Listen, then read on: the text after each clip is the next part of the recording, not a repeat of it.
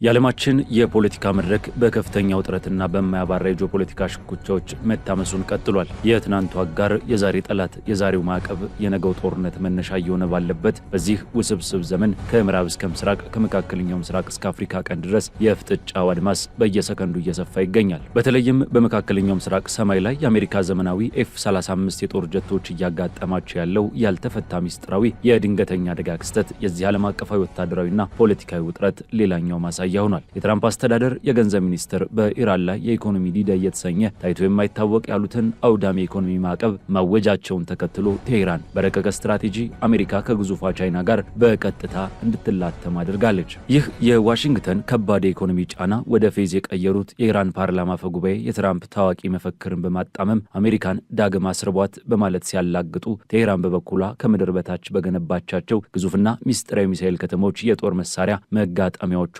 በገሬነቷን በተግባር እያሳየች ትገኛለች። አልፎ ተርፎም ኢራን በአሜሪካ ቁጥጥር ስር የነበረችን ግዙፍ የነዳጅ ጫኝ መርከብ በሆርሙዝ ሰርጥ በድፍረት በመማረክ የሀያሊቱን ሀገር ተጽዕኖ ፊት ለፊት ተገዳድራለች። በሌላኛው የዓለማችን ጠርዝ ደግሞ የእስራኤል የውስጥ ፖለቲካ ከመቼውም ጊዜ በላይ አደገኛ ማጥ ውስጥ ገብቷል። በጠቅላይ ሚኒስትር ቤንያሚን ኔታንያሁ ላይ የተቀሰቀሰው ህዝባዊ ተቃውሞ ከጊዜ ወደ ጊዜ እየተባባሰና መንግስታትን እያናወጠ መምጣቱ የጠቅላይ ሚኒስትሩ የግል ጥበቃ አባላት በተቃዋሚዎች ላይ መሳሪያ እስከ ማውጣትም ደርሰዋል። በአንድ አጋጣሚ የኔታንያሁ ጥበቃ አባል በከፍተኛ ፍጥነት በሚጓዝ መኪና ውስጥ ሆኖ አውቶማቲክ ጠመንጃውን በሰላማዊ ሰዎች ላይ ደቅኖ ሲጓዝ የሚያሳየው አስደንጋጭ ቪዲዮ መውጣቱ የሀገሪቱን ዲሞክራሲያዊ ስንጥቅና መንግስት የተዘፈቀበትን የፍርሃት አስተዳደር ፍንትው አድርጎ አሳይቷል። ከዚህ ዓለም አቀፋዊ ትርምስ የሀያላን ፍጥጫና ወታደራዊ መተናነቅ ጎን ለጎን በኢትዮጵያ ሰሜናዊ ክፍል የሰላም ተስፋው ዳግም በጦር መሳሪያ ጭስ እየተጋረደ ይገኛል። በተለይም በትግራይ ሰማይ ላይ ድንገት ያንዣበበውና በአጽቢ ወረዳ እንዲሁም በሌሎች ዞኖች ላይ በህወሓት ይዞታዎች ላይ የተፈጸመው አዲስ የድሮን ጥቃት የፖለቲካውን አየር በከፍተኛ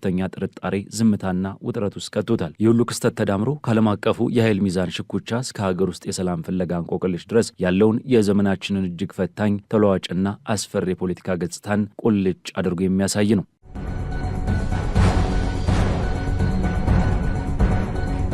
ይህ ቮይስ ኦፍ ኢትዮጵያ ዓለም አቀፍ ትንታኔ ነው። የዓለምን ፖለቲካ በሰፊ የምንዳሰስበት መድረክ። ለቻናላችን አዲስ የሆናችሁ ሰብስክራይብ በማድረግ አብራችሁን ቆዩ። ዓለማችን አንዳችም ሰከንድ ቆማ አታውቅም። እያንዳንዱ የሰዓት እርምጃ ስለ ጦርነት፣ ስለ ጂኦፖለቲካ ሽኩቻዎች፣ ስለ ሀያላን መንግስታት ፉክክርና ስለ ዓለም አቀፍ የኃይል ሚዛን መዛባት አዳዲስ ትርክቶችን ይነግረናል። በዚህ እጅግ የተወሳሰበ የዓለማችን የፖለቲካ መድረክ ላይ በአሜሪካ፣ በኢራን፣ በቻይና፣ በእስራኤል፣ በቱርክና በየመን ሁቲዎች መካከል የተገመደው የጥቅምና የህልውና ትግል አሁን ላይ ወደ ለየለት አውዳሚ ኢኮኖሚና የወታደራዊ ፍጥጫ ተሸጋግሯል። ይህ ፍጥጫ መነሻውን ያደረገው የአሜሪካው ፕሬዚዳንት ዶናልድ ትራምፕ በኢራን ላይ የኢኮኖሚ ዲዳ እየተሰኘ ታይቶ የማይታወቅ እጅግ የከፋ የኢኮኖሚ ማዕቀብ ማወጃቸውን ተከትሎ ነው። የትራምፕ አስተዳደር የገንዘብ ሚኒስትር የሆኑት ስኮት ቤሰንት ይህንን ኦፕሬሽን ኢኮኖሚክ አውትካስት የተሰኘ ዘመቻ ይፋ ሲያደርጉ ዓላማው የኢራንን የፋይናንስ የደም ስር ሙሉ በሙሉ መቁረጥና ኢራን ከዓለም አቀፍ ማህበረሰብ ጋር የምታደርገውን ማንኛውንም የንግድ ልውውጥ ማክሸፍ እንደሆነ በግልጽ አስታውቀዋል። ይህ እርምጃ በኢራን ላይ ብቻ ሳይሆን ከኢራን ጋር የንግድ ግንኙነት በሚያደርጉ የትኛውም የዓለማችን ሀገራት የፋይናንስ ተቋማት፣ ባንኮች፣ የመርከብ ኩባንያዎችና የኃይል ገዢዎች ላይ ያነጣጠረ መሆኑንና ማንም ሀገር ከዚህ ማዕቀብ እንደማያመልጥ የአሜሪካ መንግስት በማስጠንቀቅ ዜሮ ሾልኮ የመውጣት እድል የሚሰጥ ስትራቴጂን ተግባራዊ ማድረጉን አስታውቋል። የአሜሪካ የኢኮኖሚ ጦርነት አዋጅ ግን እንደታሰበው በቀላሉ የተሳካ አልሆነም። የዚህ ማዕቀብ ዋነኛ ኢላማ የነበረችውና የኢራንን 80% ድፍድፍ ነዳጅ የምትገዛው ቻይና የአሜሪካን ጫና ፊት ለፊት ተጋፍጣለች። የቻይና ውጭ ጉዳይ ሚኒስትር ቃል አቀባይ ሊንጂያን የአሜሪካን ማዕቀብ በዓለም አቀፍ ሕግ ላይ የተቃጣ ሕገ ወጥ ድርጊት ሲሉ በጽኑ ያወገዙት ሲሆን ማዕቀቡና ጫናው ችግሩን ከመፍታት ይልቅ ውጥረትን የሚያባብስ ዓለም አቀፍ የኢኮኖሚ እድገትን የሚያደናቅፍና የፋይናንስ መረጋጋትን አደጋ ላይ የሚጥል መሆኑን አብራርተዋል። ቻይና ከኢራን ጋር ያላትን የነዳጅ ግዢ እንደማታቋርጥ፣ የራሷን የንግድ ኩባንያዎች ጥቅም እንደምትጠብቅና አሜሪካ በቻይና ኩባንያዎች ላይ ማዕቀብ የምጥል ከሆነ ህጋዊ ምላሽ ለመስጠት ወደ ኋላ እንደማትል በማሳወቅ የአሜሪካን የማዕቀብ ፖሊሲ ውድቅ አድርጋለች። ቻይና የራሷን የሆነ ግዙፍ የፋይናንስ ስርዓት፣ የመንግስት ኃይል ኩባንያዎችና አማራጭ የክፍያ ስርዓቶች ያሏት በመሆኑ አሜሪካ በቀላሉ ልታንበረከካት እንደማትችል የዘርፉ ተንታኞች ይገልጻሉ። ይህ በእንዲህ እንዳለ ኢራን የተቃጣባትን ይህንን ግዙፍ የኢኮኖሚ ጦርነት ለመመከት ያሳየችው አቋምና የወሰደችው የመልስ ምት ሀገሪቱ ያላትን ስነ ልቦናዊ፣ ዲፕሎማሲያዊና ወታደራዊ አቅም አጉልቶ የሚያሳይም ሆኗል። የኢራን ፓርላማ አፈ ጉባኤ መሐመድ ባጋር ቃሊባፍ የትራምፕን አዲስ ማዕቀብ የተስፋ መቁረጥ ማድበስበሻ ሲሉ አጣጥለውታል። ቃሊባፍ አሜሪካ በኢራን ላይ የከፈተችው ጦርነት ቀድሞውንም እንደከሸፈ በመግለጽ የትራምፕን አሜሪካን ዳግም ታላቅ እናድርጋት የሚለው መፈክር በማላገጥ አሜሪካን ዳግም አስርቧት የሚል አዲስ ፖስተርን ይፋ አድርገዋል። በዚህም አሜሪካ ውስጥ 47 ሚሊዮን ዜጎች በየቀኑ በረሃብ እንደሚሰቃዩ፣ ከ8 አሜሪካውያን አንዱ የረሃብ ሰለባ እንደሆነና 16 ሚሊዮን ህጻናት በምግብ እጦት ውስጥ እንደሚገኙ የሚያሳዩ መረጃዎችን በማውጣት አሜሪካ የራሷን የውስጥ ቀውስ ለመሸፈን በውሸት ትርክት ላይ መቆሟን ሞግተዋል። ይህ የአሜሪካ ጫና በኢራን መንግስት ዘንድ በከፍተኛ ንቃት እየተከታተሉት የሚገኝ ጉዳይ ቢሆንም ቴህራን ግን የችግሩን ጥልቀትና እውነታ ከመካድ ይልቅ ፊት ለፊት ለመጋፈጥ የመረጠች ይመስላል። የኢራን ኢኮኖሚ ጉዳዮችና የፋይናንስ ሚኒስትር አሊ ማዳኒ ዛዴህ በአንድ የቴሌቪዥን ቃለ መጠይቅ ላይ እንደገለጹት አሜሪካውን ላይ የከፈተችው ሁለንተና የኢኮኖሚ ሽብርተኝነት በዜጎች የዕለት ተዕለት ኑሮ ላይ ከፍተኛ ዋጋ ግሽበትን በማምጣት በብሔራዊ መገበያ ገንዘባችን ላይ ከባድ ጫና መፍጠሩንና እጥረቶችን ማስከተሉን አልሸሸጉም። ይሁን እንጂ ሚኒስትሩ ይህንን ከጦርነት በኋላ ከነበረው እጅግ አስከፊ ማዕቀብ ጋር በማነጻጸር አሁን የተጣለው እገዳ የኢራንን የኢኮኖሚ ደም ስር ለመበጠስ የሚደረግ ያረጀ ስትራቴጂ እንጂ አዲስ ክስተት አለመሆኑን ሞግተዋል። አክለውም የዓለማችን የፋይናንስና የንግድ ትስስር እጅግ ውስብስብና እርስ በርሱ የተቆራኘ በመሆኑ ዋሽንግተን በባዶ መግለጫና በማስፈራራት ብቻ የኢራንን የኢኮኖሚ ትንፋሽ መቁረጥ እንደማትችል በማስረገጥ የትራምፕን አስተዳደር በዘረጋው ማዕቀብ ላይ ፌዛቸውን አክለውበታል። ከዚህም ባሻገር የኢራን መንግስት ይህንን የአሜሪካን የኢኮኖሚ ዲዴይ ዝግጅት አስቀድሞ ሲጠብቀው እንደነበርና ባለፉት 10 ዓመታት ስትራቴጂካዊ መከላከያዎችን ሲገነባ መቆየቱን ሚኒስቴሩ አጋልጠዋል። ቴህራን ለዚህ የተለየ ማዕቀብ ምላሽ የሚሆን የ2 ዓመት ሁሉን አቀፍ ስትራቴጂካዊ እቅድ ነድፋ ወደ ትግበራ መግባቷን ያስታወቁት ሚኒስትሩ የተወሰኑ ምዕራባውያን ሀገራት የሚያደርጉት ጥቂት የስልክ ልውውጥና የዛቻ ፖለቲካ የኢራንን ወሳኝ የኢኮኖሚ መስመሮች ሊዘጋው እንደማይችል በእርግጠኝነት ተናግረዋል። ይልቁንም ኢራን ከተከላካይነት ሚኗ በመውጣት አሜሪካንና አጋሮቿን ያልጠበቁት አቅጣጫ ሊመታ የሚችል የቅድመ ማጥቃት አጸፋ ኢኮኖሚ ዘመቻ ለማካሄድ ጫፍ ላይ መድረሷን አስጠንቅቀዋል። ኢራን የራሷ የሆነ በርካታ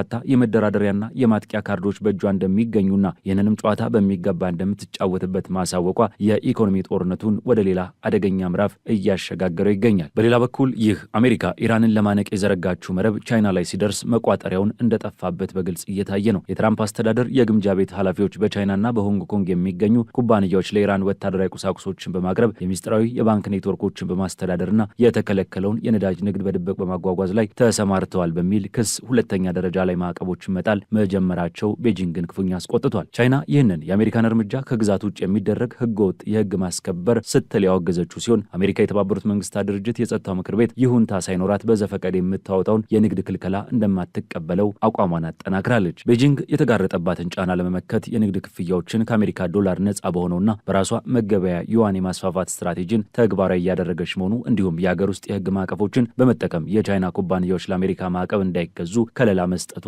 የዋሽንግተንን የፋይናንስ ጦር ጫና ውስጥ ከቶታል። በመሆኑም ዋሽንግተን ቴህራንን ኢኮኖሚያዊ ግዞት ውስጥ ለማስገባት የጀመረችው ዘመቻ አድማሱን አስፍቶ ከነዳጅ ንግድና ከመካከለኛው ምስራቅ ፖለቲካ አልፎ የዓለም አቀፉን የንግድ ስርዓት ህግጋትን ማን ይጻፈው ወደሚል ትልቅ የሀያላን ሽኩቻ ተቀይሯል። ቻይና የዓለምን የንግድ ፍሰት የመቆጣጠር አቅም ያለው የራሱ የሆነ ግዙፍ የፋይናንስ ስርዓት በመንግስት የሚደገፉ የኃይል ኩባንያዎችና አማራጭ የክፍያ ስርዓቶች ባለቤት በመሆኗ አሜሪካ የምትመዘው የዶላርና የማዕቀብ ሰይፍ ቻይና ላይ ሲደርስ ስለቱ እየተገረደ መጥቷል። ይህ ሁኔታ ትራምፕ ያወጁት የኢኮኖሚ ዲዳይ ኢላማውን ስቶ በአሜሪካ የዶላር የበላይነት በዓለም አቀፍ የነዳጅ ገበያና በሀያላኑ የፋይናንስ ፍልሚያ ላይ ተወዳዳሪ የማይገኝለት አዲስ ዓለም አቀፋዊ የኢኮኖሚ አውሎ ነፋስ እየቀሰቀሰ መሆኑን በጉልህ እያሳየ ይገኛል። የኢራን ወታደራዊ አቅምና የማይበገር ሚስጥር ያለው መሬት ላይ በሚታየውና በአይን በሚዳሰሰው ገጽታዋ ላይ ብቻ ሳይሆን ከምድር በታች በገነባቻቸው ሚስጥራዊና ግዙፍ የሚሳይል ከተሞች ውስጥ ነው። ቴህራን ከአይን የተሰወሩ ጠንካራ አለቶች የተከበቡና የጠላት ጥቃትን በሚገባ መቋቋም የሚችሉ ግዙፍ የከርሰ ምድር የጦር መሳሪያ ማምረቻ ኮምፕሌክሶችን በማስፋፋት ላይ ትገኛለች። የኢራን ጦር ኃይሎች ጠቅላይ ኤታማዦር ሹም ሜጀር ጄኔራል አሊ አብዶላሂ በቅርቡ በእነዚህ የከርሰ ምድር ማምረቻዎች ውስጥ ያደረጉት ጉብኝትና በካሜራ እይታ ለዓለም ይፋ የተደረገው ምስል አሜሪካና እስራኤል ለወራት ያደረሱት ተከታታይ የአየር ጥቃት የኢራንን የጦር መሳሪያ የማምረት አቅም አሽመድምዶታል የሚለውን ትርክት ከመሰረቱ የናደ ሆኗል። ዋሽንግተንና ቴል አቪቭ የኢራንን ጠንካራ የነዳጅ አምራች ፋብሪካዎች፣ መጋዘኖች፣ የዋሻ መግቢያዎችና ተንቀሳቃሽ ማስወንጨፊያዎች ላይ ያነጣጠረ ተከታታይ ዘመቻ አካሂደው ከፍተኛ ጉዳት ማድረሳቸውን ቢገልጹም ይህ ግን የኢንዱስትሪውን የጀርባ አጥንት አልሰበረውም። የኢራን ባለስልጣናት እንደሚያስረዱት በምዕራባውያን የሳተላይት ምስሎች የሚታየው የወደሙ የገጽታ ላይ ህንፃዎች ምስል ከፊል እውነታን ብቻ የሚያሳዩ የፕሮፓጋንዳ አካል ነው። እጅግ ወሳኝ የሆኑት የማምረቻ ማሽኖች፣ የተጠናቀቁ የጦር መሳሪያዎችና ጥሬ ዕቃዎች አስቀድመው ወደ ተዘጋጁ ጥልቅና የተመሸጉ የከርሰ ምድር ክፍሎች እንዲዛወሩ በመደረጉ የላይኛውን ንብርብር በመምታት የታችኛውን የልብ ትርታ ሊያቆሙት አልቻሉም። ኢራን በተለይም አነስተኛ ወጪ የሚጠይቁትንና አጭር ርቀት ተምዘግዛጊ የሆኑትን የፋታ ቤተሰብ ሚሳይሎችን በብዛት በብዛት በማምረት በቀጠናው ለሚገኙ አጋሮቿ የጦር ሰፈሮችን፣ መሰረተ ልማቶችንና የአየር መከላከያ ስርዓቶችን በቀላሉ ማጥቃት የሚችሉበትን አቅም መፍጠርም ችላለች። ይህ አስገራሚ የከርሰ ምድር ቴክኖሎጂና አቅም ግን በአንድ ጀንበር የተገነባ አይደለም። የደህንነት መረጃዎች እንደሚያመለክቱት የሰሜን ኮሪያና የቻይና የቴክኖሎጂ ሽግግር ለኢራን የባሊስቲክ ሚሳይል ኢንዱስትሪ መፋጠን የማይተካ ሚናን ተጫውቷል። ገና በ1980ዎቹ መገባደጃ በኢስፋን የተገነባው የሚሳይል ኮምፕሌክስ የዚህ ትብብር ማሳያ ሲሆን ኢራን የሰሜን ኮሪያን የሚሳይል ዲዛይን በመውሰድና ከራሷ ነባራዊ ሁኔታ ጋር በማዋሃድ ሻሃብ የተሰኙትን የሀገር በቀል ሚሳይል ቤተሰቦችን ለማምረትም በቅታለች። እርግጥ ነው እነዚህ የከርሰ ምድር ከተሞች ሙሉ በሙሉ የማይደፈሩ አይደሉም። አሜሪካ ከመሬት በታች እጅግ ጠልቀው የተሰሩ ምሽጎችን ሰንጥቀው መግባት የሚችሉ እንደ ጂቢዩ 57 ያሉ ግዙፍ የከርሰ ምድር ሰባሪ ቦምቦች ባለቤት ናት። ይሁን እንጂ እነዚህ ቦምቦች እጅግ ውድ፣ በቁጥር ውስንና ጥቃቱ ከመፈጸሙ በፊት የፋብሪካውን ውስጣዊ አወቃቀር ትክክለኛ መገኛና ደካማ ጎን የሚያሳይ ፍጹም ጥርት ያለ የደህንነት መረጃን የሚጠይቁ በመሆናቸው በዘፈቀደ የቦምብ ዝናብ በማዝነብ ብቻ ድልን ማምጣት አይቻልም። ከዚህ ይልቅ ኢራን በአሁኑ ሰዓት እየፈተናት ያለው የጦር መሳሪያ ወይንም የሚሳይል እጥረት ሳይሆን እነዚህን ዘመናዊ ባሊስቲክ ሚሳይሎች በብቃት ማስተዳደርና ማስወንጨፍ የሚችል በቂ የሰለጠነ የሰው ኃይል አለመኖር ነው። ተደጋጋሚ ጥቃቶችን ተከትሎ የሰው ወታደራዊ ባለሙያዎችን ለመተካትና እየሰፋ የመጣውን የኦፕሬሽን ቀጠና ለመሸፈን ቴህራን አዲስ ምልመላና ስልጠና ላይ ትኩረት አድርጋ እየሰራች ትገኛለች። የሰው ኃይል እጥረቱን ለመቅረፍ ጥረት እያደረገች ቢሆንም ኢራን ወታደራዊ ማሽነሪዎቿን መልሳ የመገንባትና የማምረት ፍጥነቷ ግን እስራኤልን ራሷን ያስደነገጠ ሆኗል። ከግንቦት እስከ ነሐሴ ባለው ጊዜ ውስጥ የተነሱ የሳተላይት ምስሎች እንደሚያሳዩት ከዋና ከተማዋ ቴህራን በስተምዕራብ በምትገኘው ካራች ከተማ አቅራቢያ የእስላማዊ ዘብ አዲስ የከርሰ ምድር ፋብሪካ ግንባታን አጠናክሮም ቀጥሏል። የእስራኤል መከላከያ ባለስልጣናትና የደህንነት ተንታኞች ሚያዝያ ላይ ከተጠናቀቀው ዙር ውጊያ በኋላ የኢራን ወታደራዊ መሰረተ ልማት ክፉኛ ስለተመታ ዳግም ለማንሰራራት ዓመታትን ይፈጅባታል የሚል ጠንካራ እምነት ነበራቸው። ነገር ግን ከጦርነቱ ማብቃት 4 ወራት በኋላ የተገኘው የደህንነት ሪፖርት እንዳረጋገጠው ኢራን በአስገራሚ ፍጥነት ከደረሰባት ምት እያገገመችና አዳዲስ የሚሳይል እንዲሁም የድሮን ማምረቻዎችን እያስፋፋች ትገኛለች። በተለይም የኢራን መንግስት ብዙሃን መገናኛ በአንድ አቅጣጫ ብቻ የሚጓዙና ኢላማቸውን የሚያወድሙ አምራች ፋብሪካዎች ምርታቸውን በ3 እጥፍ ማሳደጋቸውን ማወጁ ከፍተኛ ድንጋጤን ፈጥሯል። ይህ ሁኔታ የእስራኤል መከላከያ ስትራቴጂስቶች የኢራንን አቅም አሳንሰው መገመታቸውን ያጋለጠ ሲሆን ምንም እንኳን እስራኤል የኢራንን የጦር መሳሪያ መሰረተ ልማት ለማሽመድመድ ብትሞክርም ቴህራን ግን የከርሰ ምድር ግንባታዋን በማስፋፋት ምርቷን በማሳደግና የሚሳይል የድሮን ክምችቷን ዳግም በማደራጀት ጊዜን የቀደመ ሩጫ እያደረገች መሆኑን ማስመስከር ችላለች። የኢራን አቅምና ተጽዕኖ በራሷ ድንበር ብቻ የተወሰነ አይደለም። በክልሉ ባሏት አጋር ኃይሎች በኩል የኃይል ሚዛኑን ሙሉ በሙሉ ወደ ራሷ ማጋደል ችላለች። በየመን የሚገኙት የሁቲ ታጣቂዎች በሳውዲ አረቢያና በአሜሪካ የጥቅም ቀጠናዎች ላይ የወሰዱት ተከታታይ እርምጃ የዚህ ማሳያ ነው። የሁቲ ጦር ቃል አቀባይ ያህያ ሳሪ እንዳስታወቁት ታጣቂዎቻቸው በሳውዲ አረቢያ ቀይ ባህር ጠረፍ በምትገኘው የአምቦ ወደብ አቅራቢያ በነበረችና የሳውዲ ጠላት በሆነች አምዛም በተባለች ግዙፍ የነዳጅ ጫኝ መርከብ ላይ ባለስቲክ ሚሳይል በመተኮስ ከፍተኛ ጉዳትን አድርሰዋል። በተጨማሪም የተለያዩ የጦር መሳሪያዎችን ጭኖ ይጓዝ በነበረ ግዙፍ የሳውዲ ወታደራዊ ኮንቮይ ላይ ዘመናዊ ሚሳይሎችንና ድሮኖችን በመጠቀም ባደረጉት ጥቃት ከ10 በላይ ከባድ የጭነት መኪኖችን ሙሉ በሙሉ አውድመዋል። በዚህ ጥቃት በርካታ የሳውዲ ጦር አዛዦችና መኮንኖች መገደላቸውን እንዲሁም የጦር መሳሪያዎች ማከማቻዎች መጋየታቸውን አረጋግጠዋል። ሁቲዎች ይህንን ያደረጉት ሳውዲ አረቢያ በየመን ላይ ለጣለችው ማዕቀብ አጸፋዊ ምላሽ ለመስጠት ሲሆን እገዳን በእገዳ የመመከት ስትራቴጂን ተግባራዊ ማድረጋቸውንም አውጀዋል። ኢራን ራሷም በአሜሪካ ላይ ያላትን የድፍረት እርምጃ በተግባር አሳይታለች። የአሜሪካን የውጭ ጣልቃ ገብነት ለመበቀልና የዜጎቿን መብት ለማስከበር በሚል የኢራን እስላማዊ ዘብ በአሜሪካ ቁጥጥር ስር የነበረችን አንዲት ግዙፍ የነዳጅ ጫኝ መርከብ በሆርሙዝ ሰርጥ አቋርጣ ስታልፍ በቁጥጥር ስር አውሏል። የኢራን ፍርድ ቤት በሰጠው ትዕዛዝ መሰረት በመርከቧ ላይ የነበረው ነዳጅ ተራግፎ እንዲሸጥ ከተደረገ በኋላ የተገኘው ገንዘብ በከባድ ሁኔታ ለተጎዱ ኢራናውያን ታካሚዎች እንዲከፋፈል ተወስኗል። ኢራን ይህንን እርምጃ የወሰደችው አሜሪካ በዜጎቿ ላይ ለፈጸመችው ህገወጥ ማዕቀብ ፍትህ ለመስጠት እንደሆነ በማሳወቅ በአሜሪካ ላይ ያላትን የህግ የሞራልና የተግባር የበላይነትን አሳይታለች። ከባህር ላይ ፍጥጫው ባሻገር የቀጠናው የአየር ክልል ሌላኛው የሀያላን ትግል አውድማ ሆኗል። የዓለማችን እጅግ ዘመናዊ የተባለውና አሜሪካ በኩራት የምትመካበት 5ኛው ትውልድ የጦር አውሮፕላን F-35A ያልታሰበ አደጋ ገጥሞታል። በዮርዳኖስ አየር ክልል ውስጥ ሲበር የነበረው ይህ ስውር ተዋጊ ጀት ድንገት 7700 የተሰኘውን ዓለም አቀፍ የአደጋ ጊዜ ጥሪ በማስተጋባት በሙዋፋቅ ሳልቲ የአየር ኃይል ማዕከል አስቸኳይ እንዲያርፍ ተደርጓል። ይህ ማዕከል ከወራት በፊት በኢራን ሚሳይሎች ክፉኛ የተመታና የአሜሪካ ጦር ወሳኝ የሎጂስቲክስ የኦፕሬሽን እምብርት መሆኑ ጉዳዩን ይበልጥ አሳሳቢ ያደርገዋል። በተመሳሳይ መልኩ በሆርሙዝ ሰርጥና በተባበሩት አረብ ኤሚሬቶች የአየር ክልል ውስጥ ሌላ F-35 አውሮፕላን ተመሳሳይ የአደጋ ጥሪ አሰምቶ በአልዳፍራ የጦር ሰፈር ማረፉ የሁኔታውን ውስብስብነት ያጎለዋል። በአንድ ሳምንት ውስጥ ብቻ 3 የአሜሪካ የጦር አውሮፕላኖች ተመሳሳይ የአደጋ ጊዜ ጥሪ ማሰማታቸው ይህ በእርግጥ የቴክኒክ ችግር ነው ወይንስ በቴህራን የተሰነዘረ ስውር የኤሌክትሮኒክስ ወይንም የሚሳይል ጥቃት የሚለውን ጥያቄ በዓለም አቀፉ የደህንነት ማህበረሰብ ዘንድ እንዲጭር አድርጓል። ይህ የሰማይ ላይ እንቆቅልሽ በዚህ ብቻ አላበቃም። የአሜሪካውያን የሰማይ ላይ አይን በመባል የሚታወቀውና የቀጠናውን የአየር ክልል በንቃት የሚከታተለው ግዙፉ E-3G አውሮፕላንም የዚሁ ሚስጥራዊ አደጋ ሰለባም ሆኗል። እጅግ ዘመናዊ የቅድመ ማስጠንቀቂያና የቁጥጥር ስርዓት የታጠቀው ይህ አውሮፕላን እጅግ ውጥረት በነገሰበት የሆርሙዝ ሰርጥ ላይ በረራ እያደረገ ባለበት ወቅት ድንገት 7700 ቀይሮ የአደጋ ኮድን ካስተላለፈ በኋላ ከራዳር እይታ ውጭ ሆኗል። በሌላኛው የዓለማችን ጫፍ የእስራኤል የውስጥ ፖለቲካና ዓለም አቀፍ ግንኙነት እጅግ አሳሳቢ ወደሆነ ቀውስ ውስጥ ገብቷል። ጠቅላይ ሚኒስትር ቤንያሚን ኔታንያሁ በውስጥም በውጭም ከፍተኛ ጫና ውስጥ ወድቋል። በቴል አቪቭ ጎዳናዎች ላይ በየሳምንቱ የሚወጡት በመቶ ሺዎች የሚቆጠሩ ሰልፈኞች መንግስታቸው እንዲወርድና አዲስ ምርጫ እንዲካሄድ አጥብቀው እየጠየቁ ነው።